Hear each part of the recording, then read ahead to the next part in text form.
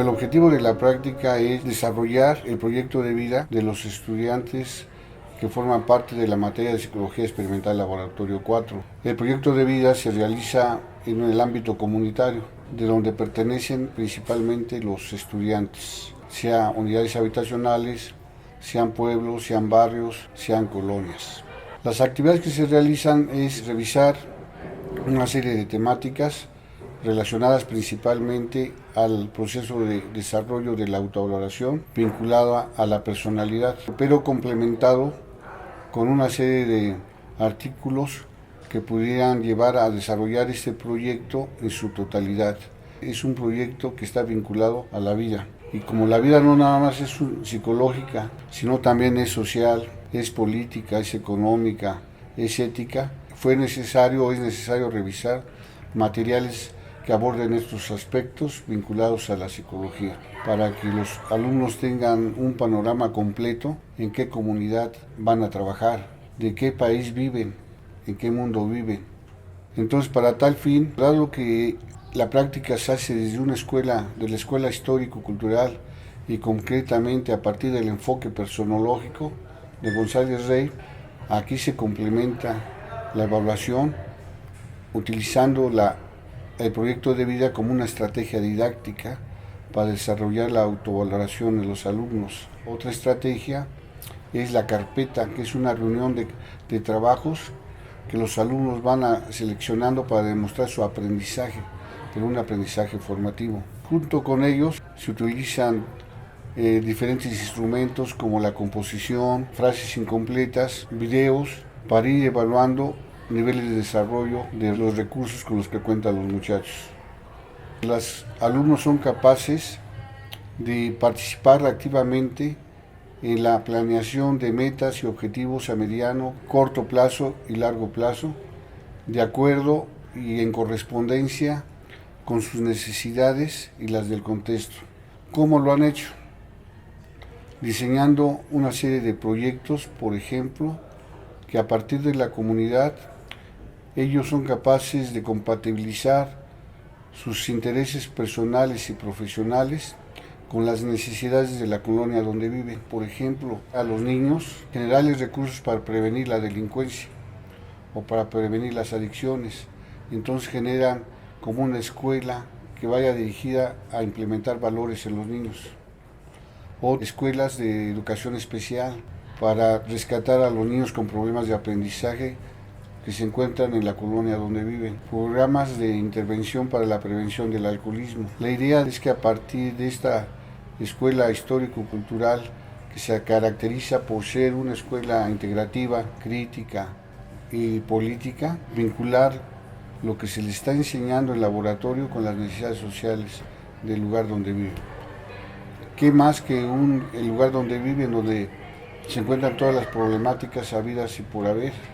No necesitan ir a un reclusorio, no necesitan ir a un psiquiátrico, a un centro de educación especial para diseñar una organización en la cual puedan desarrollarse otros recursos personológicos. No todo es en positivo, porque los muchachos desarrollan la autovaloración a diferentes niveles y otros recursos personológicos como puede ser la audacia, la originalidad, pero que siempre están en contradicción con otros, como puede ser resistencia a la frustración, no tienen a veces resistencia a la frustración, capacidad de autocrítica, etc. A través de este proyecto y de esta práctica, en los estudiantes se ha desarrollado una sensibilidad por las necesidades sociales, se ha desarrollado también la capacidad de organización, la capacidad de trabajo en grupo, y que se ha demostrado principalmente a través de estas técnicas de evaluación, pero también a partir de los intereses que ellos han mencionado en trabajar, si no en su comunidad, sí vincularse a algunas organizaciones sociales, a ONGs o a cooperativas o a organizaciones autogestivas. Se les ha despertado ese interés por tener un vínculo o un compromiso social. Eso, pues para mí ha sido muy gratificante, porque justamente lo que se trata es de que los jóvenes en su formación personal y profesional la vinculen con responder a exigencias sociales y creo que de esa manera nos alejamos de una formación meramente teórica o enciclopédica. Se podría retomar incluso el aprendizaje basado en las comunidades de práctica, el aprendizaje basado a través del servicio a la comunidad, un aprendizaje que no es soberbio, sino es un aprendizaje que se acerca a las colonias para aprender de los demás. Y de esa manera, pues los estudiantes se han apropiado de herramientas culturales, de sentidos y significados que los integrantes de su comunidad les brindan para ver los espacios, los recursos materiales y humanos con los que cuentan, que pudieran ellos retomar para desarrollar su organización o su proyecto. Ellos son promotores también de la organización y que van a aprender que se pueden compatibilizar sus intereses profesionales con las necesidades de la colonia. Y a veces a los psicólogos nos gusta trabajar de una manera muy cómoda, ¿no? En un cubículo o con poblaciones cautivas.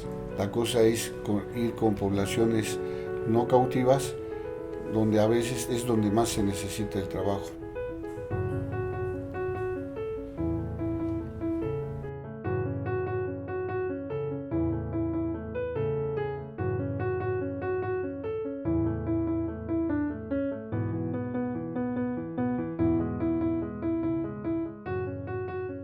Nosotros creemos firmemente en que el aprendizaje de los estudiantes tiene que llevarse en la práctica, tal y como se expresan Levi Wenger, Etienne Wenger y demás, ¿no? Es decir, que de inicio nosotros estamos preocupados porque los estudiantes se formen haciendo cosas y no aplicando cosas. Y realmente es sorprendente cómo efectivamente cuando estamos dando los seminarios puede haber alguna claridad teórica respecto de los textos, por ejemplo, de Levi Wenger o de Payne o de White, textos básicos que nosotros trabajamos. Pero realmente cuando hay una mayor claridad y comprensión en los estudiantes es cuando ya se enfrentan a la práctica, a las primeras conversaciones que van a realizar. Es ahí cuando le dan sentido a todo el trabajo teórico revisado. Bueno, en el área de la salud nosotros estamos interesados en trabajar con las personas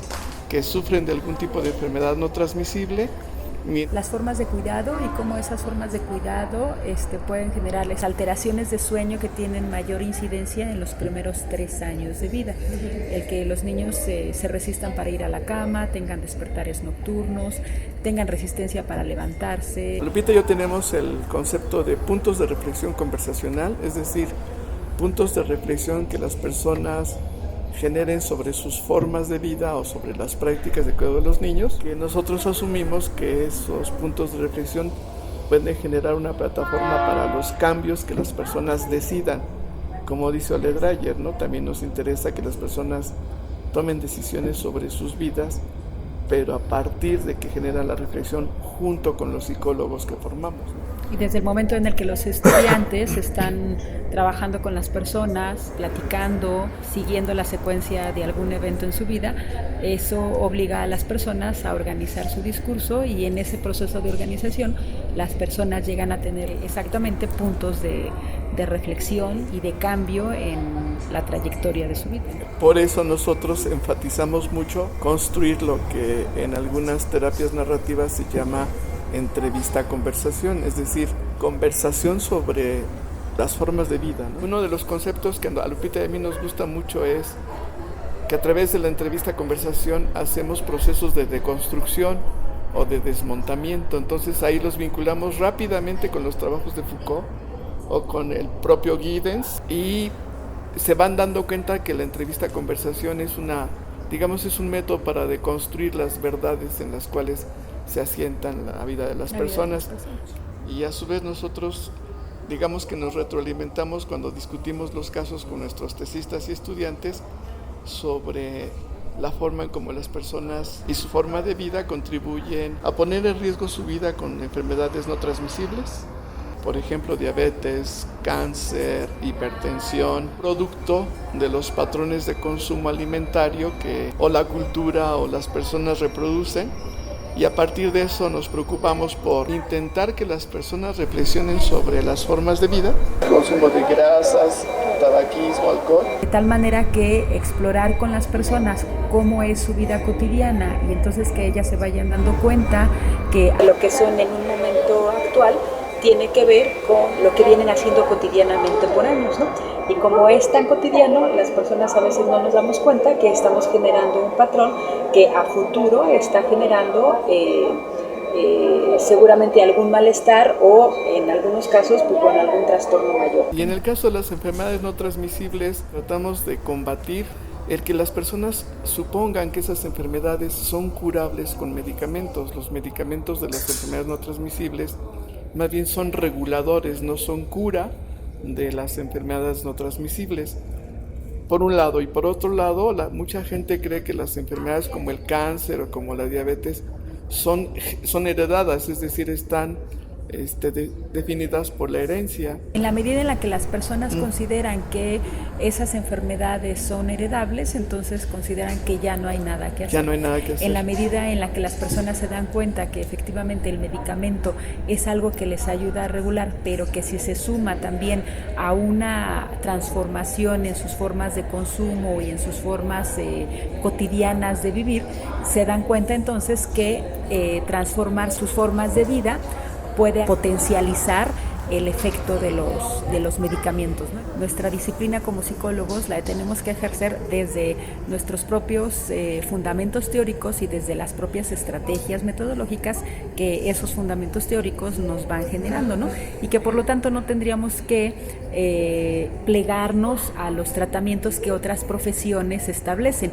Tendríamos que respetarlos. Si los médicos evidentemente dan un tratamiento farmacológico, eso se tendrá que respetar, pero nosotros tendríamos que señalar que como psicólogos primero tenemos que trabajar esta parte de cómo las personas viven o dan sentido a esas problemáticas que aparecen o que ellos mismos van creando en sus vidas, ¿no? Y entonces si hablamos por ejemplo de diagnósticos, pues sabemos que quien utiliza diagnósticos es otras profesiones. Desde la psicología trabajamos respecto de cómo las personas se van viviendo, ¿no? Bajo ciertas circunstancias, y entonces eso nos ayuda a alejarnos del diagnóstico y también nos ayuda a que las personas entonces no se vean ya con una etiqueta, sino con ciertas formas de vida en momentos particulares y que por lo tanto pueden transformarse. De hecho, nosotros somos partícipes de decir el diagnóstico construye a la persona, el diagnóstico la define, en el diagnóstico la persona se ve reflejada, en el diagnóstico la persona dice tengo algo, y eso es requete peligroso cuando hablamos de enfermedades mentales. La palabra enfermedad, en el caso del área de la salud desde la sociocultural, la palabra enfermedad en sí forma parte de una de las categorías que tratamos de desmenuzar, de deconstruir, de desmontar en la forma en cómo las personas la entienden.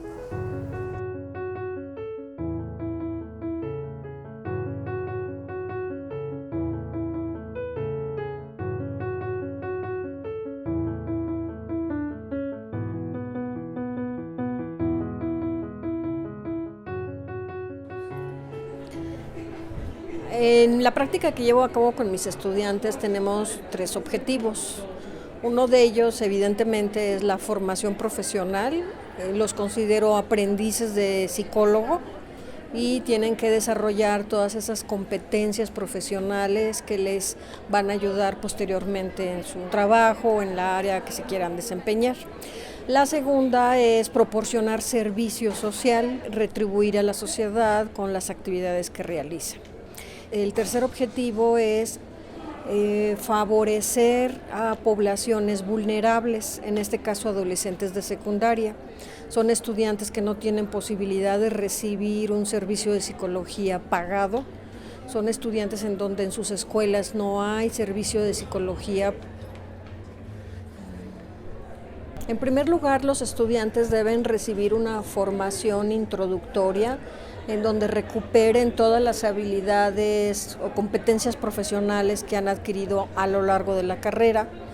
A eso se le suma una formación teórico-metodológica para la intervención en problemáticas específicas. En ese sentido, no hacemos una intervención que vaya enfocada a identificar problemáticas nuevas, sino que ya hemos ensayado durante más de 10 años qué significa trabajar con adolescentes de secundaria.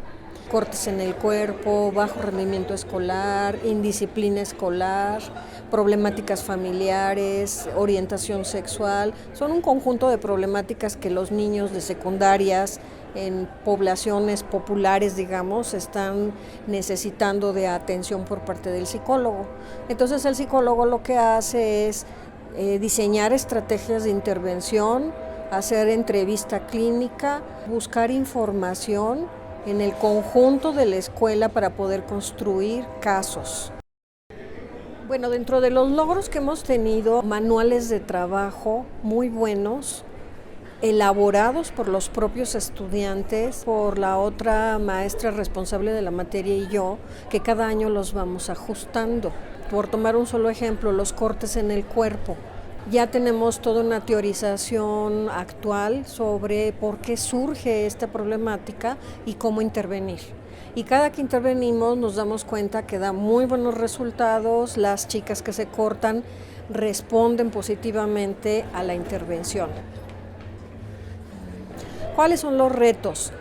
Bueno, que no podemos modificar aspectos de la estructura escolar que muchas veces entorpecen la labor del psicólogo y acrecientan los problemas, ¿no? Tampoco podemos incidir en las dinámicas familiares. Por más que lo hemos intentado en diferentes ocasiones, todavía no encontramos las maneras de hacerlo. Me parece que es una práctica en la cual tomamos muy en cuenta la noción de contexto sociocultural, porque los estudiantes de psicología o el aprendiz de psicología tienen que construir los problemas que van a abordar. Si nosotros llegamos a una secundaria y nos dicen, este niño tiene un problema de bajo rendimiento, la ruta que seguimos es ver cómo se construyó ese problema, el contexto que lo está alimentando y las creencias que las personas implicadas tienen del mismo. Pensar en términos de contexto, de construcción de los problemas y de los participantes que están implicados en ese problema, nos ha permitido no individualizar los problemas. Cómo los cambios que han ocurrido en los contextos de época han generado distintos problemas en las escuelas que requieren la atención del psicólogo. Y a lo largo de 3 décadas hemos seguido en la investigación cómo la noción de bullying o de acoso escolar fue muy fomentada en la investigación y de ahí descendió a los medios de comunicación con un muy mal uso. Entonces lo que veíamos hace 20 años, 30 años como mal comportamiento del estudiante, ahora se le ve como bullying o como acoso escolar.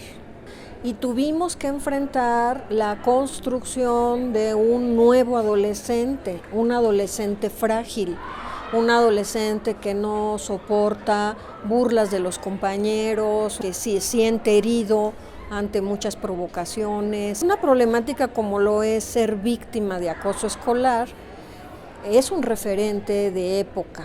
Un ejemplo más es el del uso de la nueva tecnología en los escenarios educativos.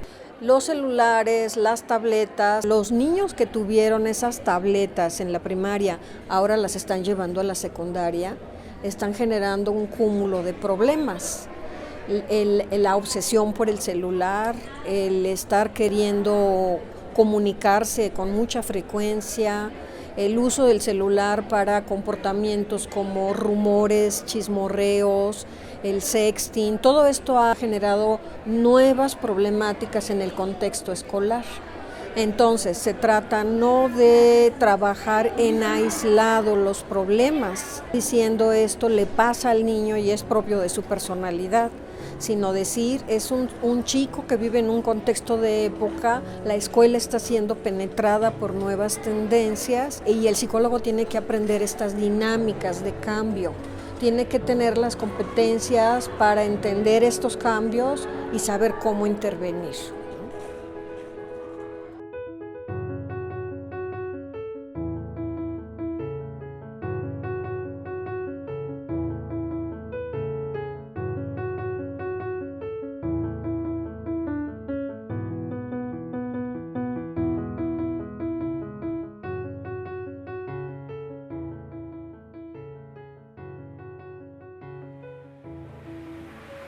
tenemos como base la teoría sociocultural. Necesariamente se da el desarrollo en relación con el otro.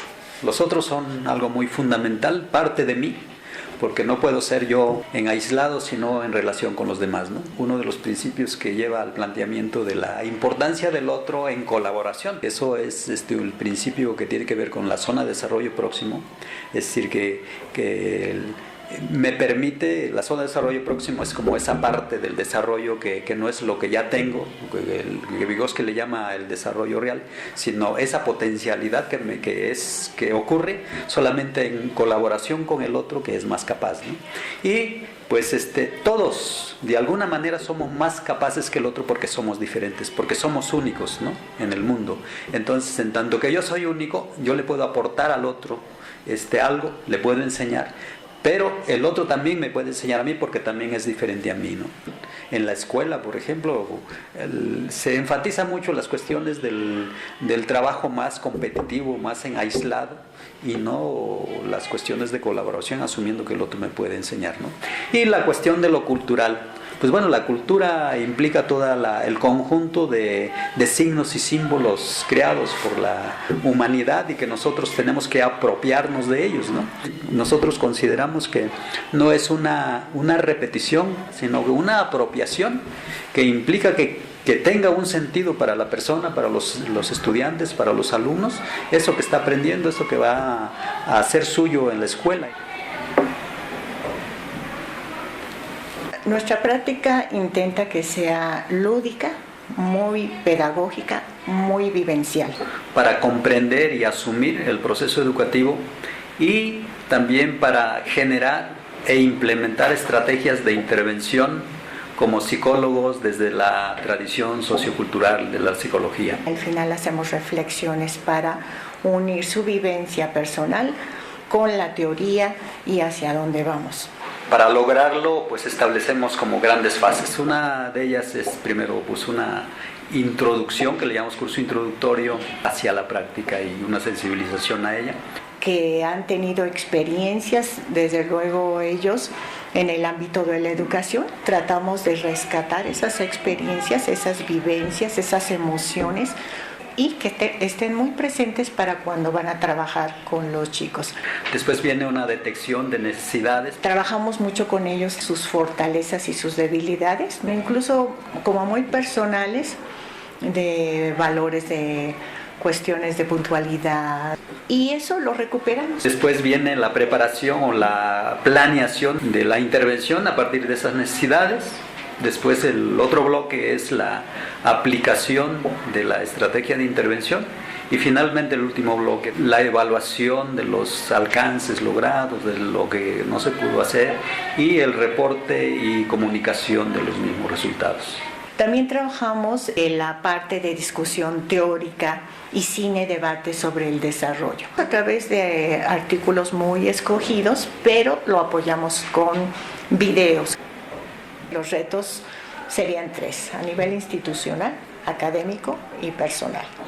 Institucional porque obviamente nos enfrentamos con la compatibilidad de los tiempos y actividades de una institución, que no son siempre los mismos con los nuestros y tenemos que ajustar. A nivel académico, los chicos cuando llegan con nosotros entendemos que ya deberían de tener un cierto acervo y habilidades académicas y a veces no las tienen, como es la redacción de objetivos. Pues nosotros tenemos que dar esa habilidad y continuar con el trabajo. Pero uno de nuestros retos principales es a nivel personal. ¿Qué quiere decir esto? El tratar que los chicos vean la actividad como un compromiso, con pasión, con motivación a lo que hacen, más que solo el pasar una materia. Nos interesa que ellos lo realicen con ganas, con compromiso, porque le va a dar un tenor y una mirada distinta a las actividades. Un logro ha sido el que hoy las instituciones nos reconocen nuestro trabajo y nos aceptan, nos incorporan. Consideran que lejos de perder tiempo, ganan en otro tipo de actividades. El que los niños se fortalezcan en habilidades, en que cambien personalidad y con eso pueden avanzar su trabajo académico. Y por otro lado, un logro sobre el papel del psicólogo en este campo, en el campo de la educación. Ay, no estamos locos aquí, ya sabe cómo somos, solo aplícame pruebas psicológicas y con el tiempo les hemos ampliado la perspectiva a la comunidad de lo que es el papel del psicólogo en la educación.